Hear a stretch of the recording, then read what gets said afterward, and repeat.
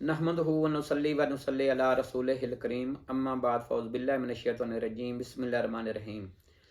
प्यारे दोस्तों, अस्सलामु अलैकुम व रहमतुल्लाहि व बरकातहू। मेरा नाम मोहम्मद लाल सियाल है। मेरा तल्लक पाकिस्तान के शहर फैसलाबाद से है। मेरी मादरी ज़बान पंजाबी है। मेरी तलीम BSc है। मैंने अपनी तलीम मुकम्मल करने के बाद सरकारी नौकरी करने की बजाय दुकान किराया पर लेकर अपना कारोबार शुरू किया।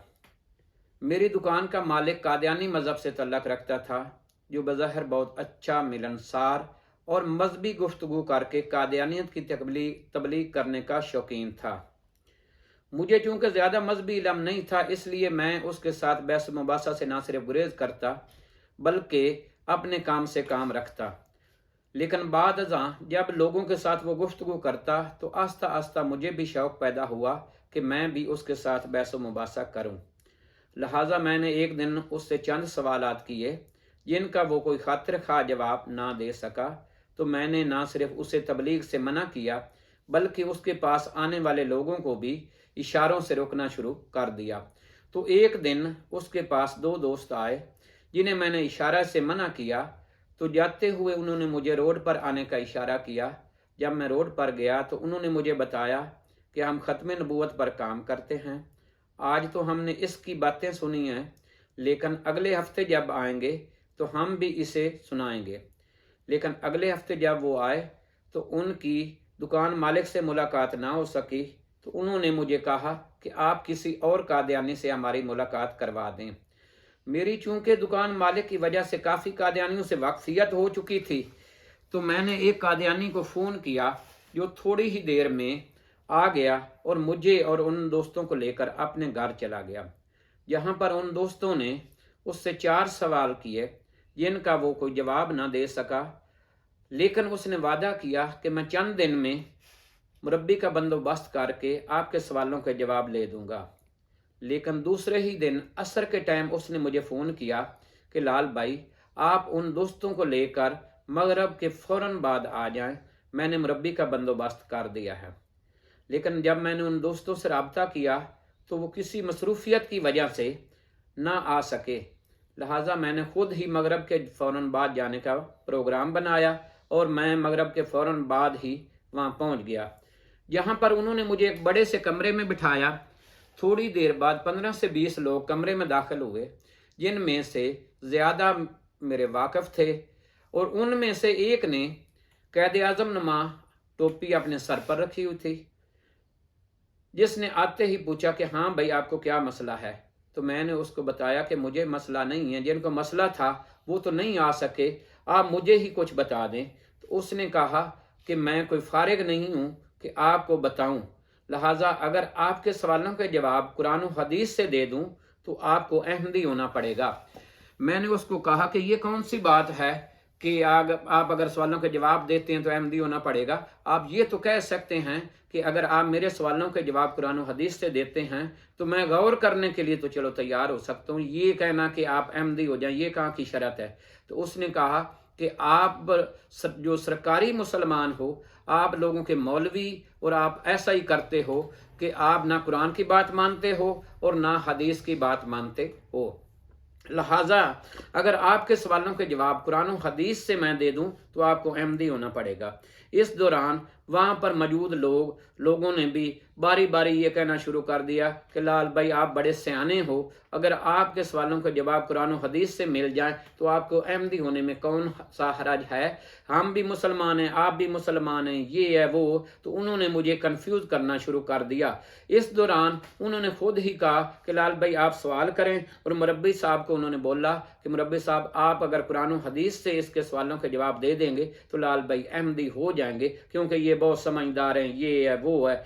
तो मैं ने उससे सवाल किया तो मुरब्बी साहब ने कहा कि ये कौन सी बात है, अभी कुरान पाक ले आओ, मैं इसके सवाल के जवाब में कुरान पाक की कितनी आयत पेश कर सकता हूँ। तो वो कुरान पाक लेने चले गए। मैं उनके इस सारे अमल के दौरान दुरूद पाक पढ़ता रहा और अल्लाह ताला से दुआ करता रहा कि या अल्लाह, मुझे इस फितना से महफूज रखना। تو اس دوران مربی صاحب نے میرے سوال کے جواب میں قرآن پاک کی جو آیت پیش کی اور اس کا جو مفہوم لیا، تو میں نے مربی صاحب کو کہا کہ مربی صاحب آپ قرآن پاک مجھے دیں۔ تو میں نے اس آیت کے اگلی پچھلی آیات کا جب مطالعہ کیا تو مجھے سمجھ آ گئی کہ مربی صاحب جو اس آیت کا مفہوم لے رہے ہیں وہ غلط ہے۔ تو میں نے مربی صاحب کو کہا کہ مربی صاحب آپ جو اس آیت کا مفہوم لے رہے ہیں وہ غلط ہے، بلکہ اس آیت کا مفہوم یہ ہے۔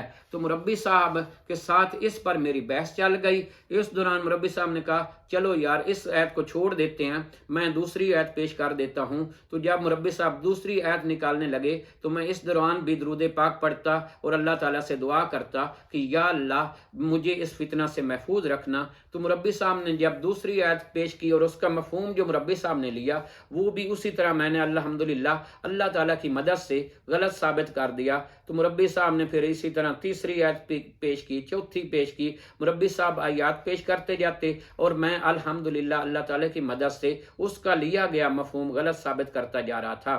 تو اس دوران جب کافی بحث ہو چکی تو مربی صاحب نے کہا کہ چلو آپ اس سوال کو چھوڑ دیں، آپ اپنا اگلا سوال پیش کریں۔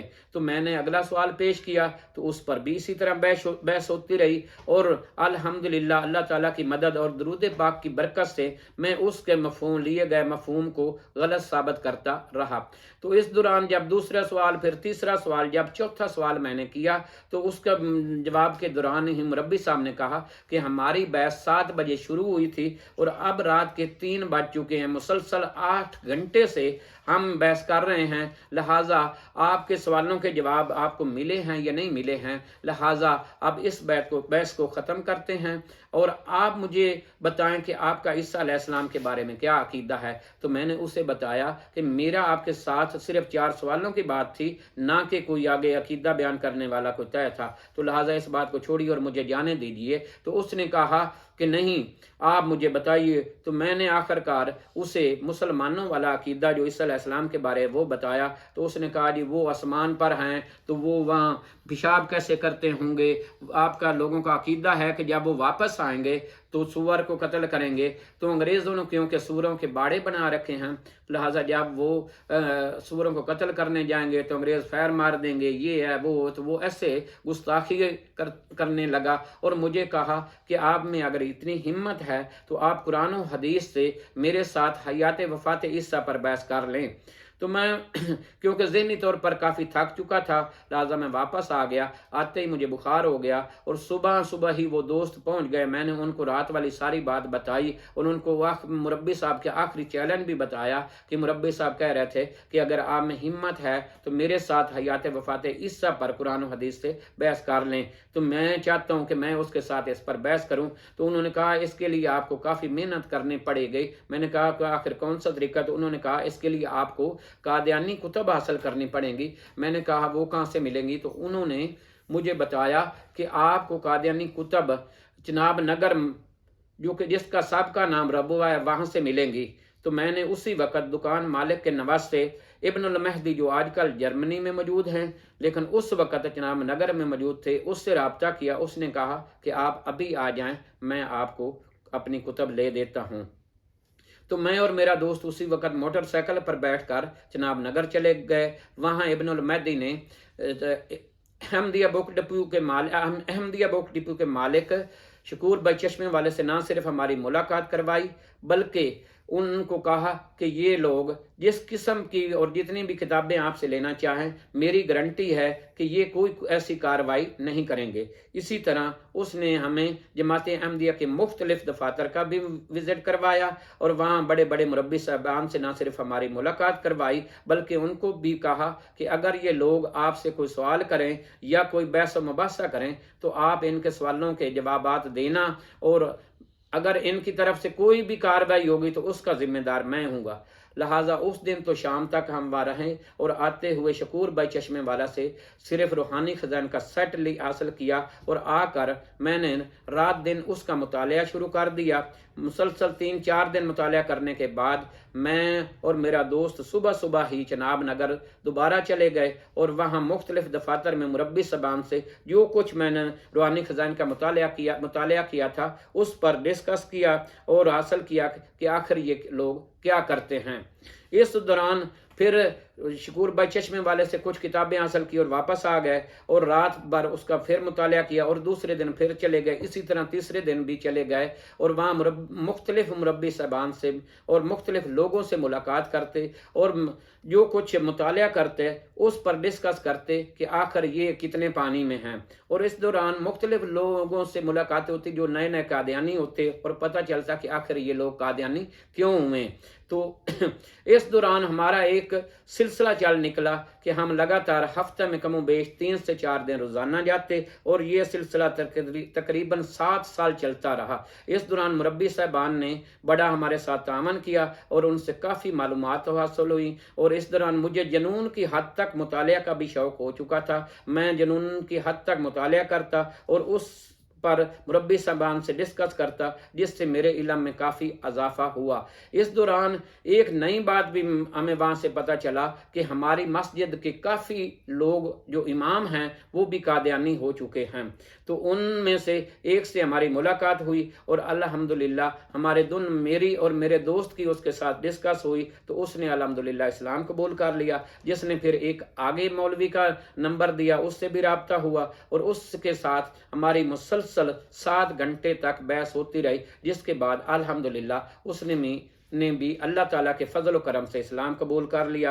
ये लगातार सिलसिला चलता रहा और अल्हम्दुलिल्लाह हमारी बहस व मुबासा से कम अज़ कम 5 इमाम मस्जिद जो थे वो इस्लाम कबूल कर चुके हैं।